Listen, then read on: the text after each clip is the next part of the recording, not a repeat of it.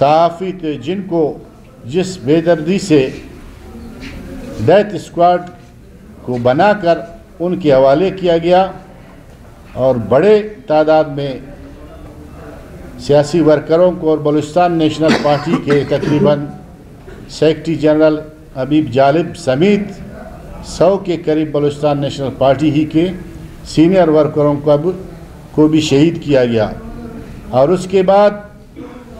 توتک میں اجتماعی قبروں کا جو واقعہ پیش آیا،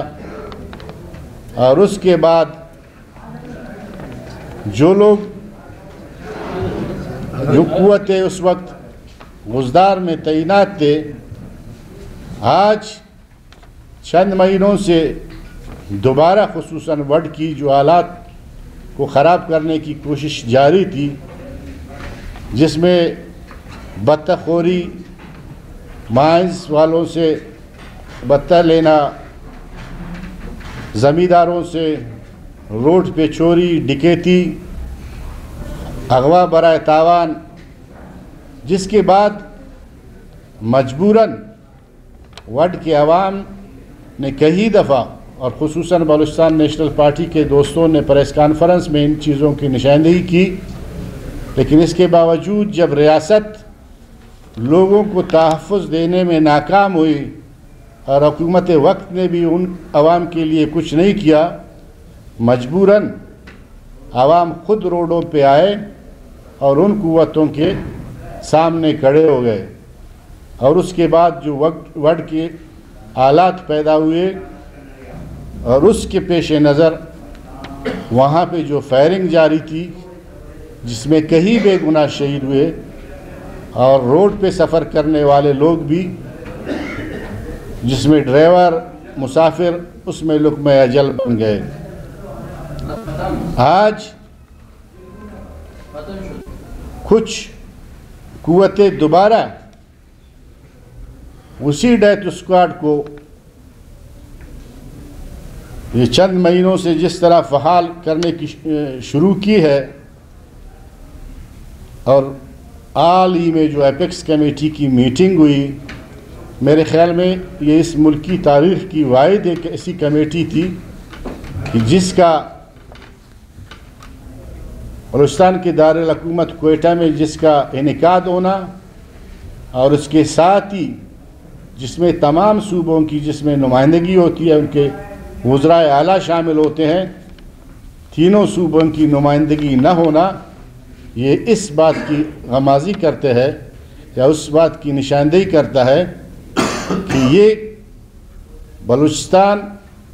جس میں اس کے جو ایجنڈے پہ بہت سارے ایسی چیزیں شامل تھی، جس میں افغان مہاجرین غیر قانونی طور پہ جو ہماری بارڈرز کی جو جہاں پہ اسمگلنگ ہوتی ہے یا وہاں سے تیل آتا ہے، کہا کہ یہ کچھ عوامل اس میں شامل تھے ایجنڈے پہ، لیکن خصوصاً وڈ کے جو حالات تھی اور وڈ کی جو پوزیشن تھی اس کو خصوصی طور پہ ڈسکس کیا گیا، اور وہی عوام جو اپنی دفاع کے لیے مجبور ہو کر وہاں پہ مورچہ بند تھے، ایک یک طرفہ فیصلہ کیا گیا کہ آپ یہ مورچے خالی کریں، اور دوسری طرف سے وہی ڈیتھ اسکواڈ جس سے ساری غزدار اور خصوصاً وڈ کے عوام متاثر تھے، ان کو دوبارہ اسی جگہوں پہ چھوڑنا جو ہے میرے خیال میں یہ حکمرانوں کی ایک دوبارہ معیار ہے۔ تو دوستوں اور ساتھیوں، جس کے لیے بلوچستان نیشنل پارٹی نے ہر سطح پہ آواز اٹھایا، اور یہ ہم اپنا فرض سمجھتے ہیں کہ بلوچستان کے عوام کو ہم کسی طرح بھی اکیلے نہیں چھوڑیں گے، اور اس ظلم، اس بربریت کے خلاف بلوچستان نیشنل پارٹی اپنی آواز بلند کرتی رہے گی۔ اور جس طرح 2 دن قبل وہاں پہ جس طرح میں نے کہا باقی تمام مورچے ختم کر دیے گئے، اور ساتھ ہی اسی ڈیتھ اسکواڈ جس کے مورچے اب تک بدستور قائم ہے، ان کو اسی جگہ پہ چھوڑنا میرے خیال میں یہ وڈ کی آلات نہ اس سے وڈ کی آلات میں بہتری آ سکتی ہے اور نہ ہی اس سے بلوچستان کی حالات میں تبدیلی آ سکتی ہے۔ یہ اس بات کی غمازی کرتا ہے کہ ریاست صرف اور صرف ایک شخص کو تحفظ دینا چاہتا ہے جس کے پیچھے جو ہے ریاست ہے، اور وہ اس دوہرا معیار کے خلاف بلوچستان نیشنل پارٹی نے جو ایک ہنگامی اجلاس کل ہماری پارٹی کی سینٹرل کیبنٹ مرکزی کمیٹی کی اور سینئر دوستوں کا جو اجلاس ہوا، اس میں ہم نے یہ طے کیا کہ ان مظالم کے خلاف بلوچستان نیشنل پارٹی اپنی بھرپور آواز بلند کرے گی، اور 22 تاریخ کو وڈ کے مقام سے ایک احتجاجی ریلی برآمد ہوگا،